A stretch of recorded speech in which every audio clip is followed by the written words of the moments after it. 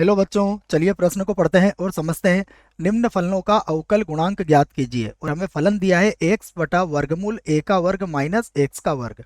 प्रश्न को हल करने से पहले प्रश्न के लिए मुख्य अवधारणा लिख लेते हैं। तो प्रश्न की मुख्य अवधारणा जिसकी सहायता से हम इस प्रश्न को हल करेंगे। मुख्य अवधारणा।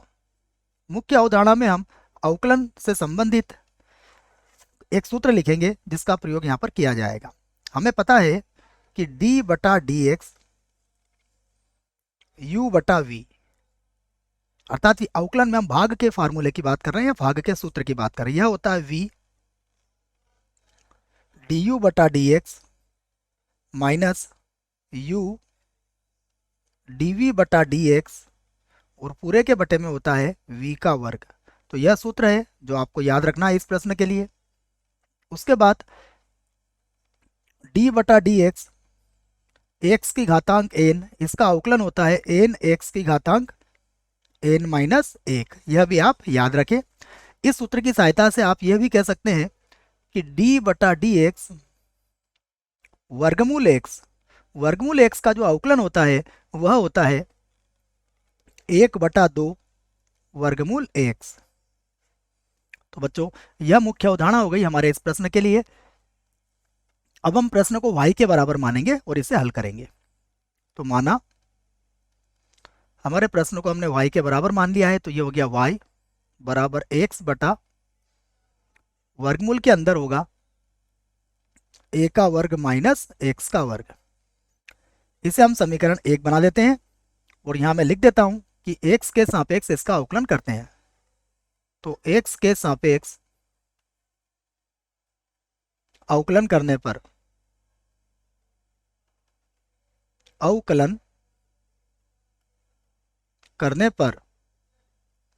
तो जब हम इसका x के सापेक्ष अवकलन करेंगे तो ये होगा dy बटा डी एक्स, ये बन जाएगा d बटा डी एक्स और ये होगा x बटा वर्गमूल a का वर्ग माइनस x का वर्ग। अब हम यहाँ पर यह भाग वाला सूत्र लगा देंगे। तो ये होगा dy बाई डी एक्स बराबर सबसे पहले सूत्र में क्या कहा गया है कि हमारा जो हर है उसे छोड़ देंगे हम। तो वर्गमूल a का वर्ग माइनस x का वर्ग हम इसे लिख देते हैं, वर्गमूल a का वर्ग माइनस x का वर्ग।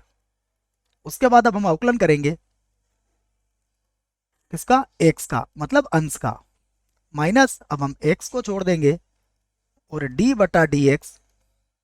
अब हम अवकलन करेंगे वर्गमूल a का वर्ग माइनस x के वर्ग का और पूरे के बटे में जो आएगा उसे भी हम यहाँ लिख देते हैं।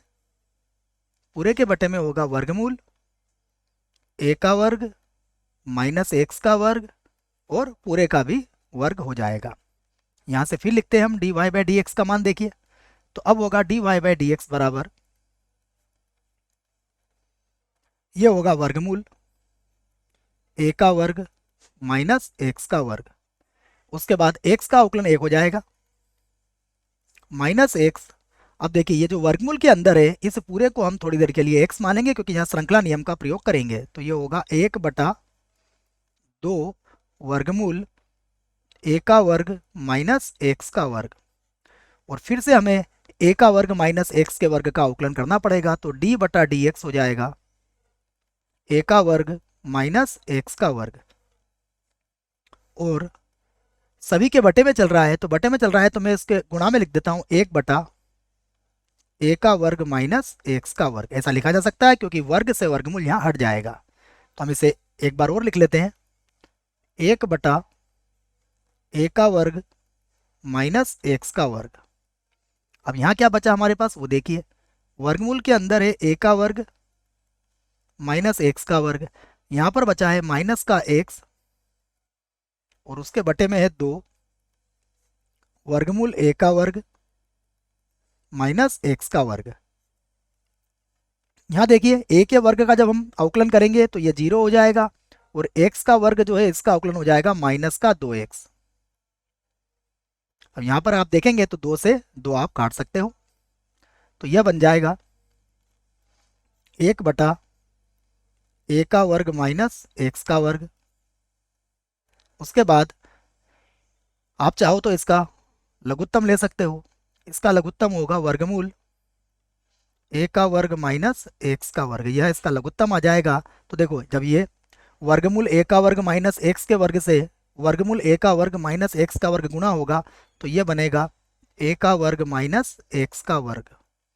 उसके बाद यहाँ देखिए माइनस एक्स का गुणा माइनस एक्स से करोगे तो ये बन जाएगा एक्स का वर्ग, और लघुत्तम हमने इनका ले ही लिया है।